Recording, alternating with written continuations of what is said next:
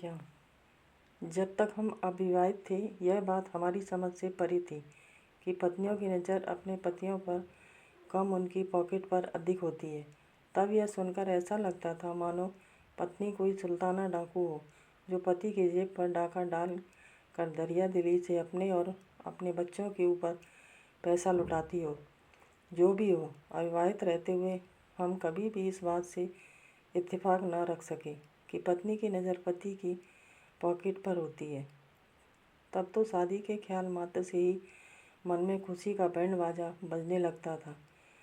वो ऐसी होगी, वो वैसी होगी, यही सोच सोच कर मन में लड्डू फूटते रहते थे। पत्नी का मतलब हमारी दृष्टि में एक सच्ची जीवन साथी, जो पति का खूब ख्याल रखती है। उससे अधिक कुछ और नहीं था। पत्नी का पॉकेट मार होना हमारे लिए सोचना भी पाप था। वह उम्र ही ऐसी थी। यह सही है कि जब तक नदी में गोता न लगा लें, तब तक उसकी गहराई की केवल कल्पना की जा सकती है। वास्तविक गहराई नहीं जानी जा सकती।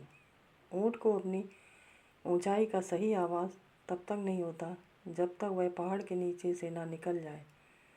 हर मर्द शादी से पहले अपने आप को बड़ा ऊंचा ऊँट समझता है, और जब शादी के पहाड़ के नीचे से गुजरता है, तब उसे अपने वास्तविक कद का पता चलता है। बड़े बड़े हिटलर पत्नी के आगे पानी मांगते हैं जब वह टेढ़ी या तिरछी नज़र से देखती है। हम भी बचपन से अपने को बड़ा पढ़ाकू पिस्सू और कलम गिस्सू समझते रहे, अपने आप को बड़ा ज्ञानी ध्यानी समझते रहे। हमें ऐसा लगता था जैसे सारी दुनिया का ज्ञान हमने ही बटोर रखा है। कोई रचना प्रकाशित हुई नहीं कि बल्लियों उछलने लगते थे। शादी के बाद जब एक रचना छप कर आई तो श्रीमती जी पर रौब गालिब करने और अपने लेखक होने की महानता को सत्यापित कराने के लिए उस रचना को महत्वपूर्ण सर्टिफिकेट की तरह उनके सम्मुख प्रस्तुत किया। श्रीमती ने पहले तो उस रचना को बड़ी ही अपेक्षित नज़र से देखा। उससे हमारा दिल दहल गया, लेकिन हमारा सम्मान रखते हुए 2-3 लाइनें पढ़ी और फिर पूछा, डार्लिंग, इसका कितना पैसा मिलेगा? हम श्रीमती के प्रश्न और प्रश्नवाचक नज़र से कुछ असहज हुए और फिर अचकचाते हुए बोले, ये तो छापने वाले जाने। यह सुनते ही श्रीमती जी ने रचना को एक ओर रखते हुए कहा, माल तुम्हारा और कीमत जाने पत्रिका वाले। यह भी कोई बात हुई?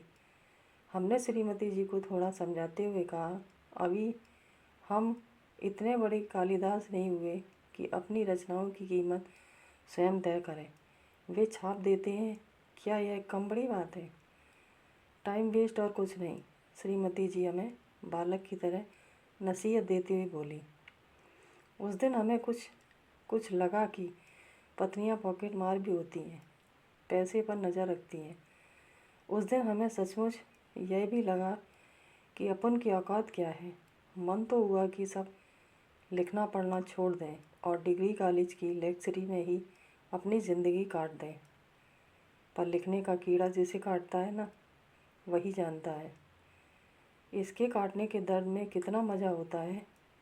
जब भी श्रीमती जी हमें लिखता हुआ देखती तो मुंह बिचका कर निकल जाती, जैसे हमने न जाने कितना घटिया और मनहूस काम कर रहे हों।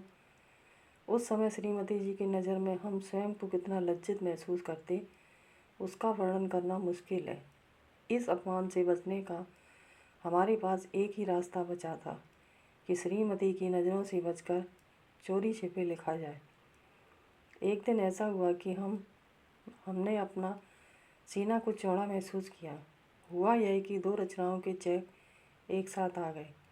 इन चेकों की रकम इतनी थी कि श्रीमती जी की पसंद की साड़ी आराम से आ सकती थी। हमने श्रीमती को मस्का लगाते हुए कहा, लो महारानी जी, तुम्हारी साड़ी आ गई। साड़ी का नाम सुनते ही श्रीमती जी ऐसे दौड़ी चली आई जैसे भूखी लोमड़ी को अंगूरों का गुच्छा लटका नज़र आ गया हो। आते ही चेकी, कहाँ है साड़ी, लाओ दिखाओ। हमने दोनों चेक श्रीमती जी को पकड़ा दिए। श्रीमती जी ने दोनों चेकों की धनराशि देखी और थैंक यू बोलते हुए हमारे गाल पर एक प्यारी चिकोटी काट ली। हम इस प्यारी चिकोटी से ऐसे निहाल हो गए जैसे हमें साहित्य अकादमी का साहित्य रत्न अवार्ड मिल गया हो।